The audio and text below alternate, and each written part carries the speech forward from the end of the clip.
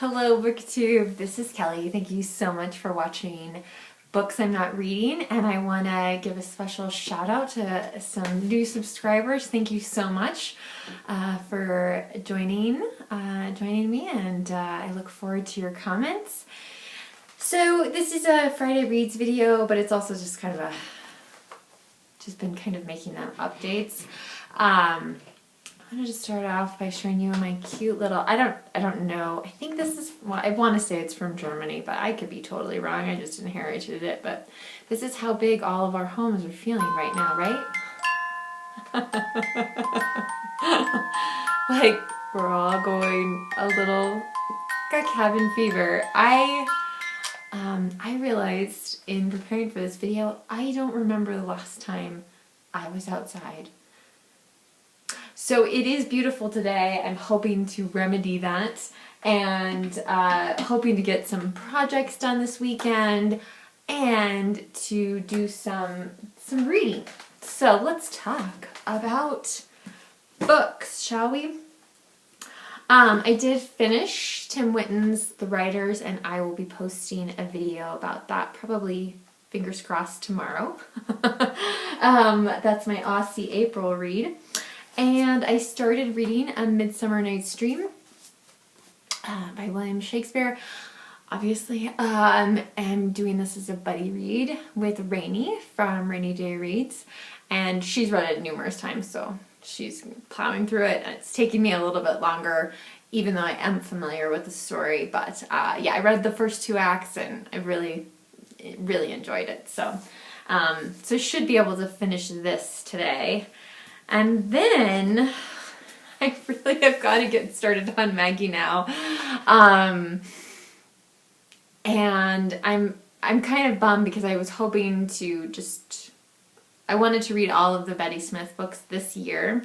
And her, the one book of hers that I didn't own was supposed to be reprinted in May.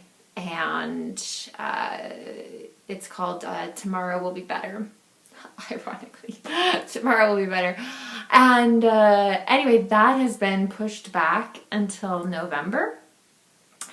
And so it's kind of a bummer to read like 3 in a row and then have to wait for the better part of a year to get the other book.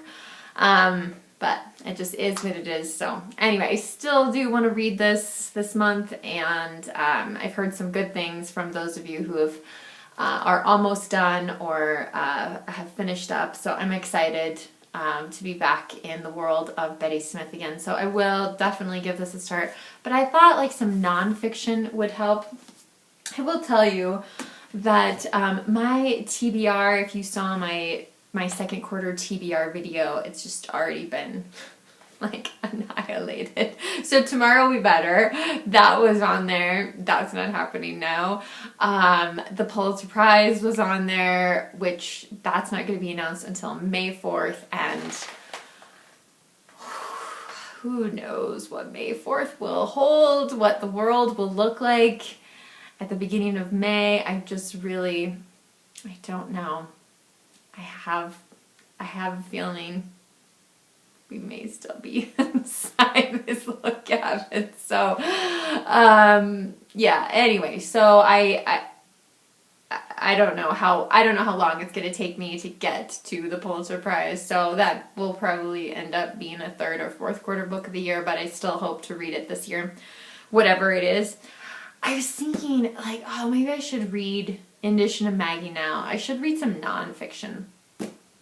And I do have some nonfiction that was on my TBR, but I'm just not feeling it now. Even though I picked it not too long ago, I'm struggling with it a little bit. So I looked at the other books, many of which I was planning to read for Curious Adventure. So I've got this one, Old Glory, A Voyage Down the Mississippi by Jonathan Raban. The author, he read Huckleberry Finn and, you know, as a boy, and dreams of floating down the Mississippi, and so as an adult he does it, and it sounds really interesting. On the back there's a Newsweek quote that says, vividly captures the texture of small town everyday life. Old Glory has given us a fresh portrait of ourselves. So I don't know, there's just something about this book that's kind of pulling on me a little bit. And the other, what I really wanted to read was Rising from the Plains by John McPhee. However, I am participating in Springathon, which starts May 4th. So it's not May 4th. So no, look, I mean, I don't know. Like of course I have other nature writing that I could read for Springathon, so I could read this. I feel like I need some nonfiction. So I'm hoping to get a good solid start on Maggie-Now, and then maybe add a little bit of nonfiction to the mix there. So we'll see. The world has just, this week, you know, it's amazing to me how after I post a video, I post my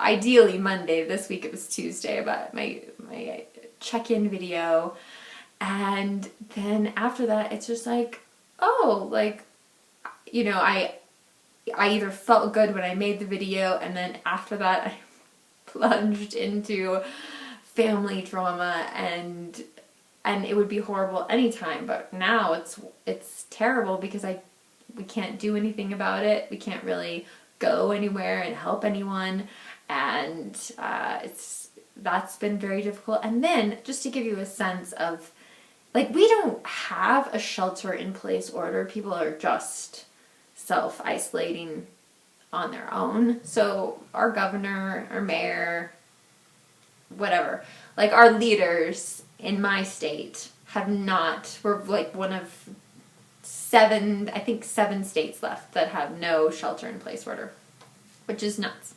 So there's all of that going on. In the meantime, where I live, there's been kind of a cluster, you can take that any number of ways, a cluster outbreak at a certain place of business.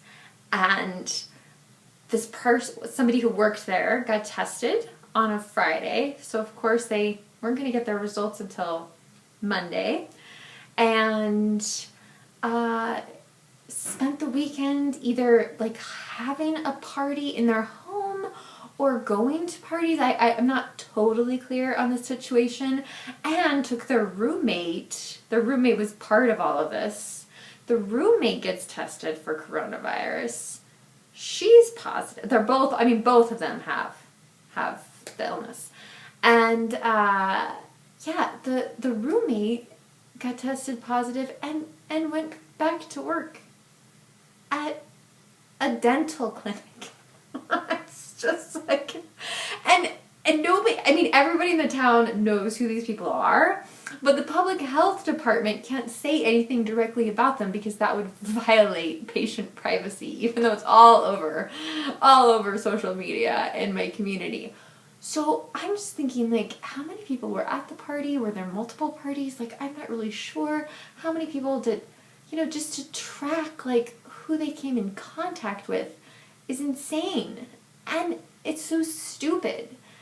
It's so stupid. Let's party at the end of the pandemic, not the beginning.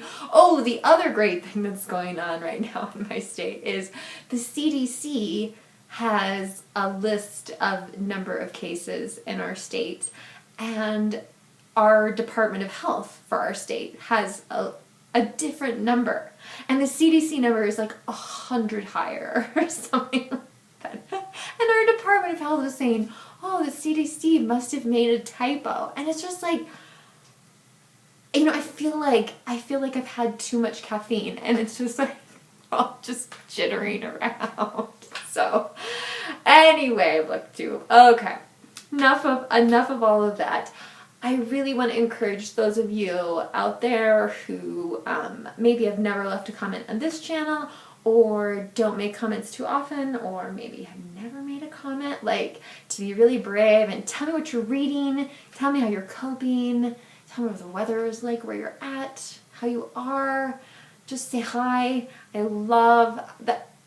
I think for me, just the most rewarding thing about the last few weeks has been hearing from people that I've never heard from before and connecting with them. I'm so excited, and I hope that those relationships will continue. I will leave my Goodreads link down below if you want to be friends on Goodreads, and that's a great way to send me a message. So I do have Voxer as well.